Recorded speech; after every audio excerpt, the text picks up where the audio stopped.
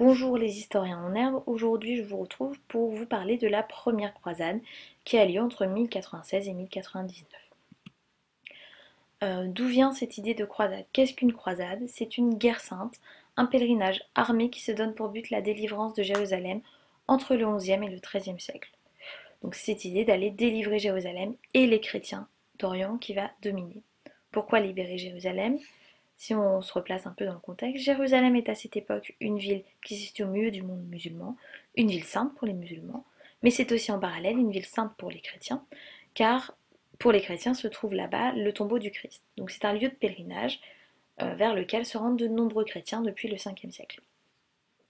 Or, à partir du XIe siècle, les musulmans vont persécuter de plus en plus les chrétiens, vont s'en prendre aux chrétiens, vont les attaquer, vont s'attaquer aux lieux de culte chrétien à Jérusalem. Donc en Occident, petit à petit, va émerger l'idée d'une guerre pour aller délivrer Jérusalem des musulmans et sauver les chrétiens qui s'y trouvent. Cette idée de croisade va prendre forme principalement suite à l'appel d'Urbain II en 1095 qui va appeler officiellement les chrétiens à partir en croisade vers Jérusalem. Comment va-t-il les motiver?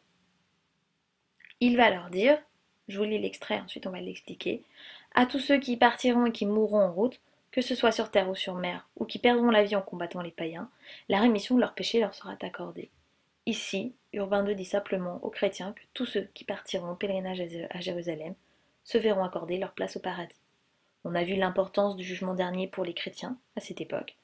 Ici, juste en partant en croisade, ils obtiennent leur place au paradis, quels que soient les péchés qu'ils aient pu commettre avant, ils seront pardonnés. Donc cet appel va motiver de nombreux chrétiens à partir en croisade, notamment ceux qui n'ont pas les moyens de racheter leurs péchés. On peut penser notamment aux pauvres, qui vont être les premiers à partir en croisade. Seulement les pauvres sont mal préparés, mal armés. Du coup, ça va être un échec cuisant, ils vont se faire massacrer. Petite parenthèse sur le nom de croisée, on prend ce nom de croisée tout simplement pour la croix que les personnes qui partent en croisade vont coudre sur leurs vêtements pour se distinguer. En parallèle à cet échec de la croisade des pauvres, la première croisade des chevaliers va se mettre en place à partir de 1096. Cette première croisade se compose de 4 armées distinctes qui partent d'Occident et qui vont se rejoindre à Constantinople. Une fois l'union faite à Constantinople, cette armée va avancer vers Jérusalem, va avoir de nombreuses victoires contre les musulmans.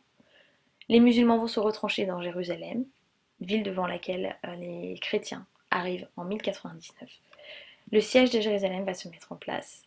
Et au bout de 5 mois, les chrétiens vont réussir à s'emparer de la ville de manière très violente. Ils vont saccager la ville, massacrer de nombreux musulmans, mais ils vont prendre Jérusalem en 1099. Suite à cette victoire à Jérusalem, les chrétiens vont vouloir s'installer durablement dans la région. Donc c'est la première conséquence de la croisade. On va créer les États latins d'Orient.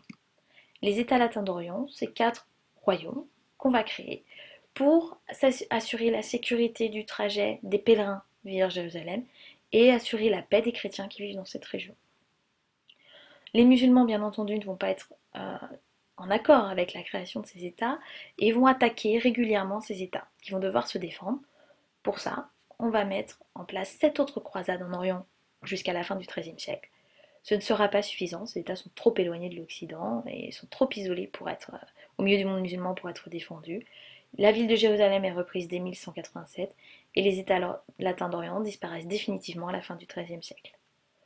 Troisième conséquence de la première croisade, c'est qu'étant donné que les chrétiens s'unissent face à un ennemi commun, les musulmans en Orient, on a une paix relative en Occident à cette période, c'est-à-dire que on a peu de guerres en Occident à cette période. Et enfin, dernière conséquence qui fait le lien avec la première partie de notre chapitre, c'est qu'avec l'installation de chrétiens en Orient, des échanges commerciaux vont se développer entre l'Orient et l'Occident à travers la Méditerranée. Voilà, j'en ai terminé avec ma présentation de la première croisade. Nous nous retrouvons en classe pour en discuter de manière plus approfondie.